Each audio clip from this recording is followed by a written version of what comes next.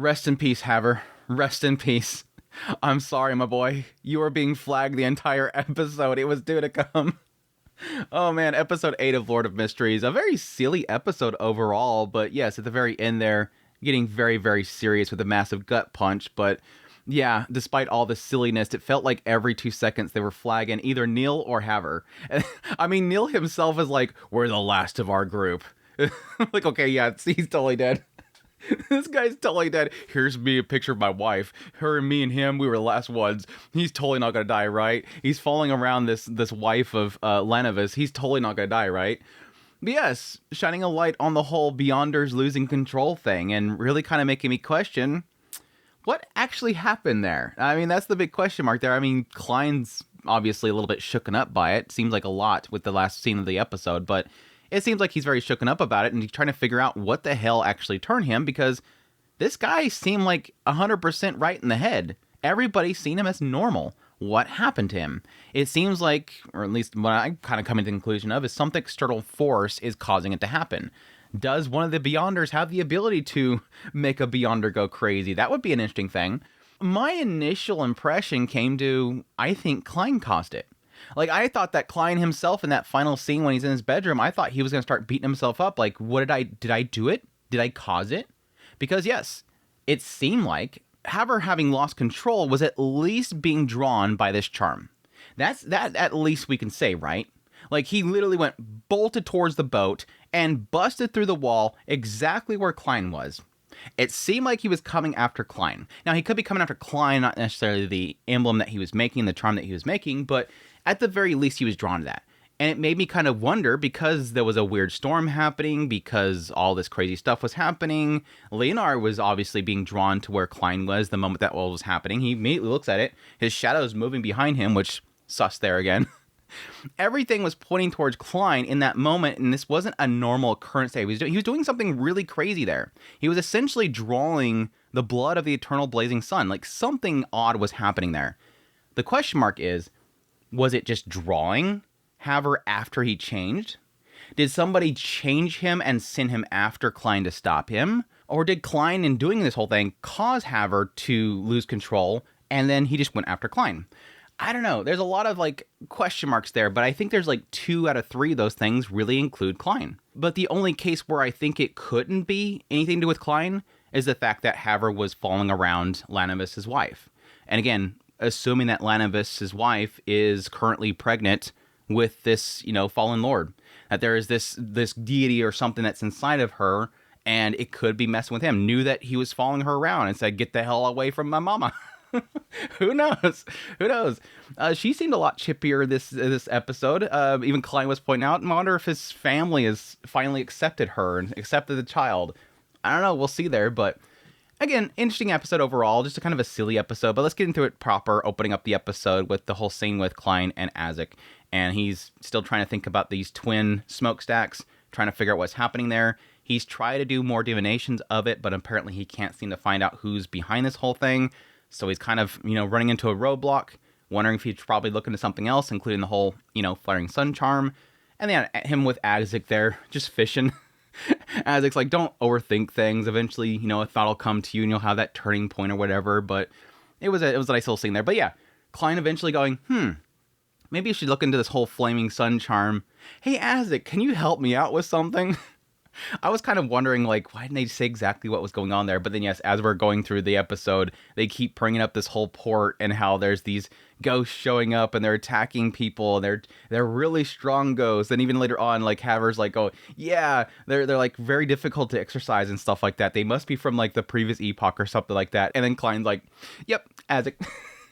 Azek, I didn't quite get what they were doing until, he eventually kind of points out the whole thing with the previous episode with the Wraith and the idea how, they had to bring this one charm. And I'm like, oh, he's wanting to get the stupid blood. Duh, Andrew. Duh. Obviously, they're bringing up all this stuff about, ghosts and Azek's doing all this stuff in order to get a chance to use this artifact again. But anyways, before that happens, we do get a little meeting in the fog again. Justice immediately starts apologizing because she hasn't got any more pages, but she has talked about the fact that she's been in contact with some people with secret Beyonder circles, and she needs to get more information on the hidden organizations, which I got a kick out of because Klein's like, don't look at me. Don't look at me. I'm just only a bronze tier. I don't know any of this stuff. He's like just winging it. Like he's supposed to be like the secret organization's ruler. He's this great deity, but he has no clue what they're talking about. And that was my mindset there. It was like, just turn to Hangman and say, I don't want to be bothered with this. You explain it to her or something like that. But no, Hangman was like, no, let me make some money from this stuff. Like, this girl keeps asking me for stuff. I might as well get some money from her. Props to Hangman. He's like, I ain't going to sit here and just be used for you. I mean, if you want info, you got to give me some money. And she actually agrees with it. I mean, there is a side of this that he says, it's troublesome and dangerous. What information I'm giving you could end up getting me killed. I'm telling you about all these secret organizations that don't want to be known. They're known as secret organizations for a reason. They don't want to be known by people. And having that information could get you killed. You're messing with fire. You're playing with fire when you're looking at this stuff. So it makes sense that, yes, I'm not going to just give you this information all willy-nilly. Like, this is dangerous stuff. Yeah, she agrees to it. £1,000 being sent to his place. Yeah, that's when he goes through a bunch of different organizations. Over 100 damn organizations. But I guess it's a long period of time. We're talking hundreds and hundreds, if not thousands of years here. Nothing really kind of to point out here. They did mention later on in sort of a middle card that some of these from the 5th epoch were sort of from like fearful families of the previous epoch. This is sort of one of those moments where it's like, I find this stuff interesting, but at the same time, without it sort of being attached to something, it kind of is a struggle to really kind of make sense of. They did get a little bit into the Moses group, which was the oldest group. Sequence 9 of their pathway is Mystery Prior, which apparently that is Neil's particular route. They worship knowledge itself. They call their god the Hidden Sage. They were respected early, but eventually they fell from grace, apparently because they worshiped their knowledge so much that it became alive. And so it became an evil god. It does technically make sense that Neil is a part of that now, and that I think of it, because obviously this guy is constantly studying. He's always in that study. He's got just books everywhere. He's always seeking knowledge and all that kind of stuff. So it does make you kind of wonder if there's an element of the pathway itself produces that thirst for knowledge, or is the pursuing of that pathway because they thirst for knowledge. But yeah, cutting away from there, Klein is stuck on the Numinous group, which apparently worships death, which he's kind of wondering if it's tied to Azek. Cutting away from there, yes, we have the reports coming out that there's these attacks happening at the port. There's like a paperboy out there, so Klein goes running out there and bumps into Melissa and Benson, and he has his gun out and it freaks her out. I'm like, caught! Dude got caught! Oh, I'm a historian for the police, and so this is standard issue. As a historian for the police, they have me carrying a weapon. Sure, dude. Sure, dude. At least she didn't kind of jump on it too much. She's like, oh, he just seems more chippery. Okay, never mind. Poor Melissa, she's too pure. It's fine. She's going to completely believe old Klein when he says something stupid like that. Cutting from there, we have Klein bump into Neil and Haver at the bar. Some interesting things they had in this conversation. They said the docks were mandated Punishers' territory. The mandated Punishers themselves aren't in a position to investigate non-worshippers of the Lord of Storms. I'm not sure exactly. I understand what they're saying there, but the oddity there is kind of curious why they didn't get into specifics as to why they're not allowed to investigate non-Lord of Storms people. I'm assuming that's like a jurisdiction thing, or like there is an actual jurisdiction aspect to this whole thing, which is kind of an oddity. Like, for example, that whole thing with Trissy. I mean, is that a Lord of Storms follower, worshiper, and they were allowed to pursue them? Question mark. It just seems like a very odd statement to make. But yeah, they get the call from Dunn. They go to see Dunn, and sure enough, he brings up the whole fact about the spirits at the dock and that they need to go investigate it. And Klein immediately just jumps in and says, hey, can I help with that whole situation? I can use my divinations to help out. And oh yeah, by the way, I heard they're really strong spirits. You think we could borrow the whole mutated sun sacred emblem thingy-majiggy? I mean, it might help us out. I'm totally not trying to be extremely suspect right now by being overly animated and overly silly.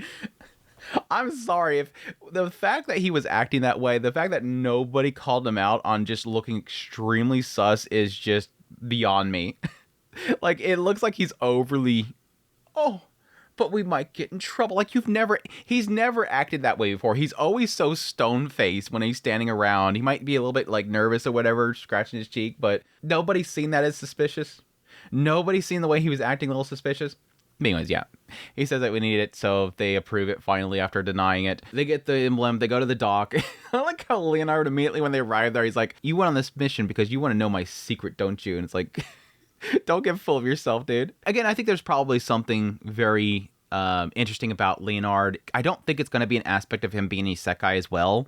But I do think there's probably, especially with this episode, sort of showing a sign that his shadow was reacting to Klein, or whatever Klein was doing. I'm assuming there's probably going to be something about Leonard that's going to be probably just a secret technique. Anyways, yeah, they go to the the stupid exorcism. When they're going there, everybody's like, this Leonard guy can't be an exorcist. He's too pretty. He probably has no clue what he's doing. Oh, there's old man Neil. Oh, yeah, Neil, he could do stuff. Klein, yeah, that person's probably, you know, wet behind the ears. They don't know what they're doing. They go in there. Klein's literally talking to, like, the ghost. He's like, good, the emblem's reacting. Thank you for your help. And the guy's like, okay, all right, everybody, let's get out of here. Yeah, they do the stupid exorcism dance and everything. It was super dorky. I'm surprised that it worked out as well as he thought it was going to work out because, I mean, there's side of it that, yes, they do technically need to hang around with the emblem to make sure the area is purified.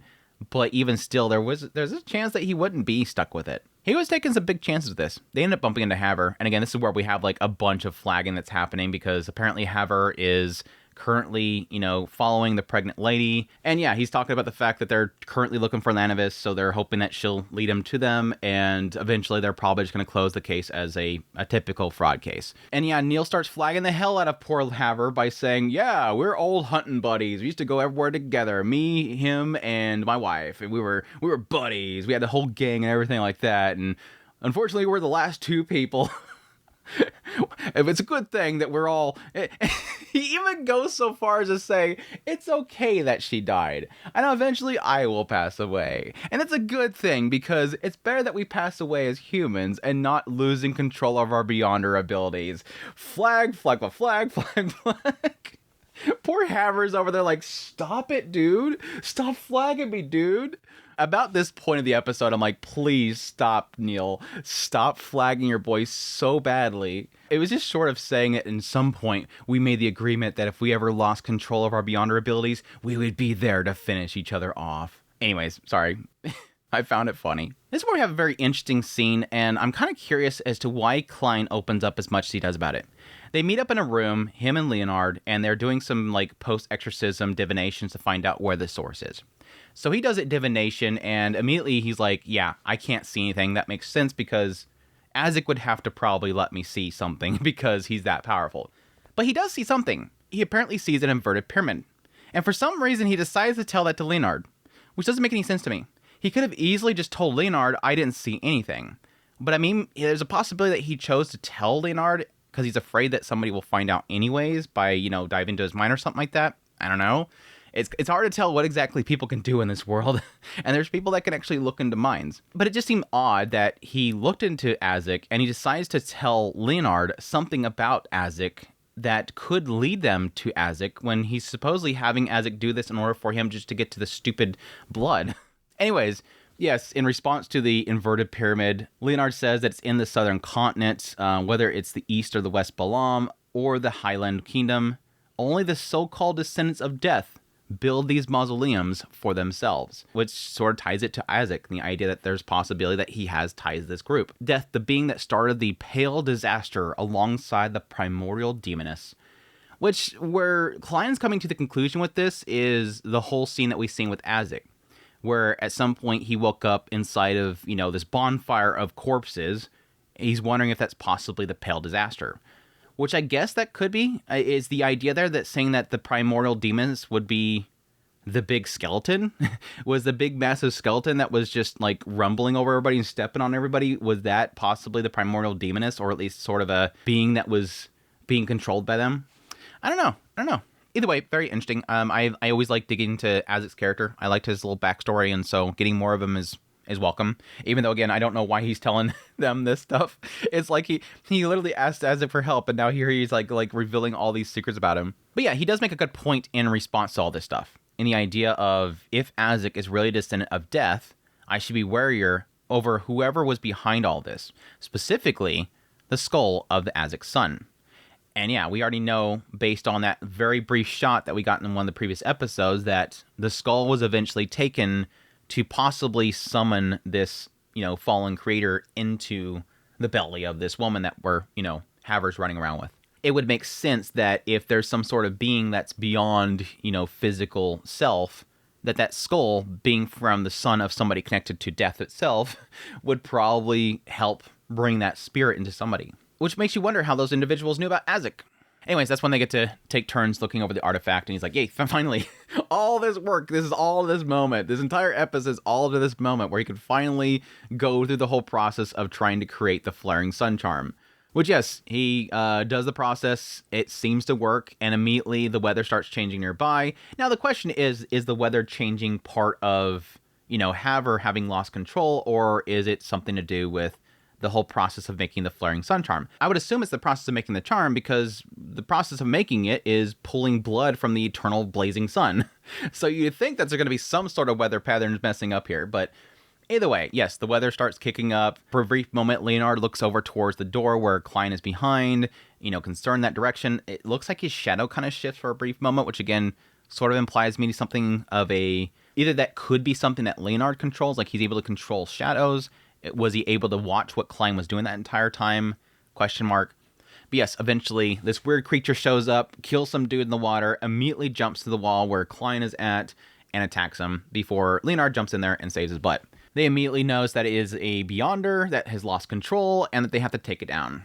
And so they pretty much quarantine the entire area off, start fighting it for a little bit. At some point, Klein, I don't know, like at first he somehow manages to chuck this massive chain to wrap around the dude. So I'm like, okay, maybe he used like a charm or something to move the chain, whatever. But then he stumbles and somehow manages to get himself completely spaghetti noodled wrapped up into like a whole bunch of rope.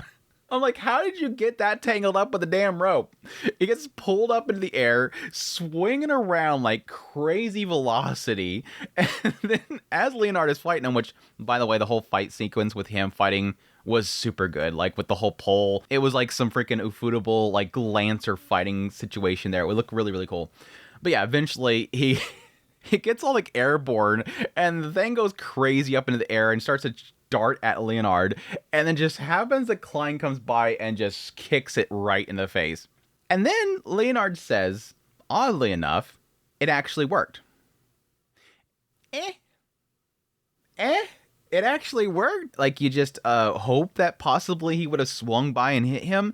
It kind of makes me wonder if Leonard possibly gets some sort of prophecies. Maybe he's able to read prophecies. Maybe he gets things foretold to him that he can do in order to overcome situations. It kind of makes me think in that direction. Like he's possibly getting hints as to what he could do in the future to save his own butt. And I'm wondering if he possibly utilized that in the fight. Go in this direction at this certain time and Klein will kick it in the face or whatever. It just seemed like an odd statement to make.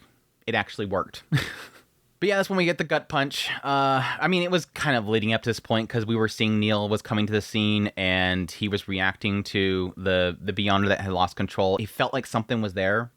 And then sure enough, yes, the little canteen falls on the ground, and Neil recognizes it and immediately realizes this is Haver. This is Haver. Haver's lost control. And yeah, Leonard's like, yep, once they've lost control, there's no turning back. Which, yeah, that part of it kind of sucks that they've kind of established in the rule set that once you've lost control, there's no, like, calming yourself. There's no, like, treatment that you can do to change yourself back. Once you've turned, you've turned.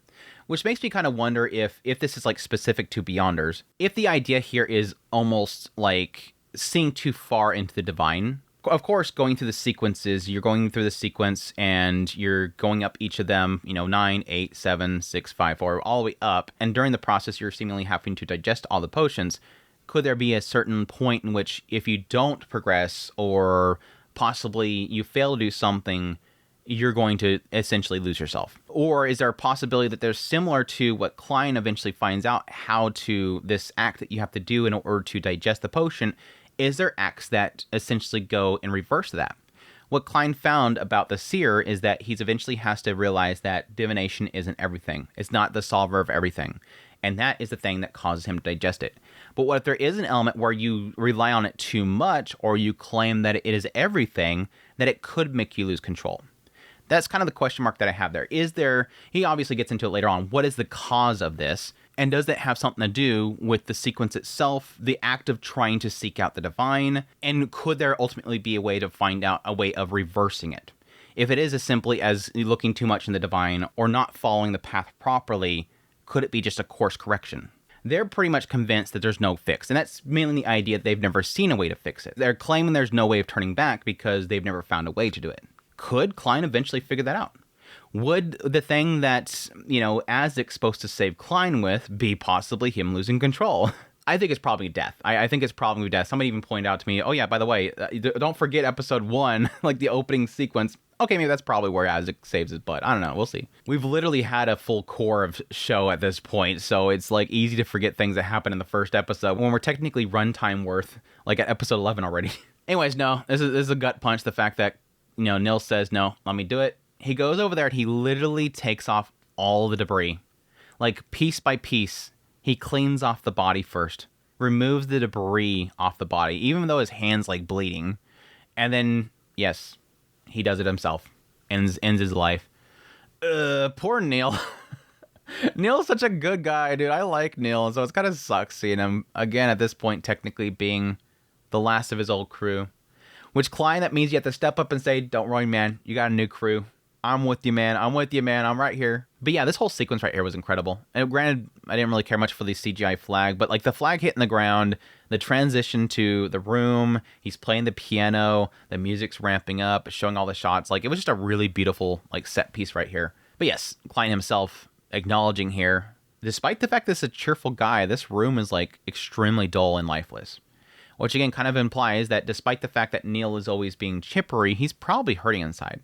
Again, this is a guy that's as old as he is, and all of his, friends and family have passed away. And this is kind of that final nail. It's that final person from the old crew that is finally gone. Again, sadly, flagged the entire episode. But again, like I mentioned earlier, this pretty much begs the question in Klein's head about what exactly causes people to change. What makes them lose control? What exactly caused this whole thing? There was nothing wrong with him before. Why did he suddenly change? What triggered that? Again, my current prediction is that either the whole process of making the emblem or possibly somebody trying to stop him from making the emblem caused it to change, or somebody changed them in order to send them to attack Klein. Again, which makes me think that this is probably either the act of doing it or somebody has the ability to change Beyonders, which that's kind of terrifying if somebody literally has the ability to make a Beyonder lose control. I do love finally kind of seeing a bit of vulnerability in Klein, especially in this whole sequence here, because he's really kind of noting that despite the fact that I have the ability to exploit the gods, despite the fact that I made these, flaring sun charms, despite the fact that I was able to draw of a deity's blood, all this stuff, there's still the problem that even if I have my sanity, based on what happened to have her, even if I have my sanity, I could technically lose control. There was this thought process that don't worry, as long as you don't just, lose your mind, you're good, right? Well, I think I'm pretty sane, so I think I'm good. No, Haver didn't. Haver lost his mind. This is a massive fear that's now going into his mind of like, I gotta get the hell out of here. Literally by becoming a Beyonder, by drinking that potion, taking upon yourself the abilities, you essentially poison yourself with a cancer. And eventually that cancer could kill you. He's finding that out here. It's going to progress faster for some people, slower for some people, but we don't have the actual cause.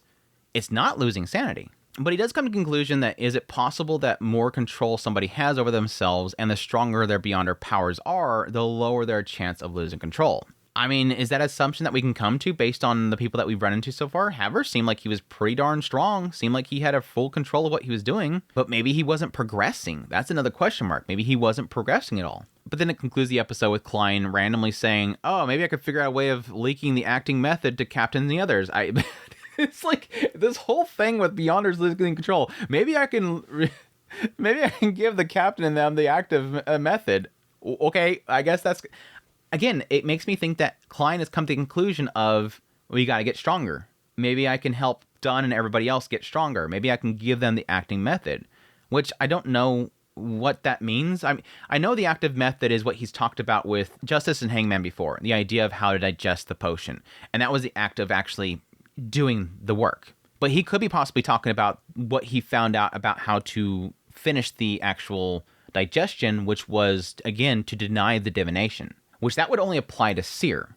It makes me believe that every one of these sequences and every single one of these pathways are going to all have their own method of finally, digesting it. Though, that's the final sequence, it seems like. That seems like the final straw.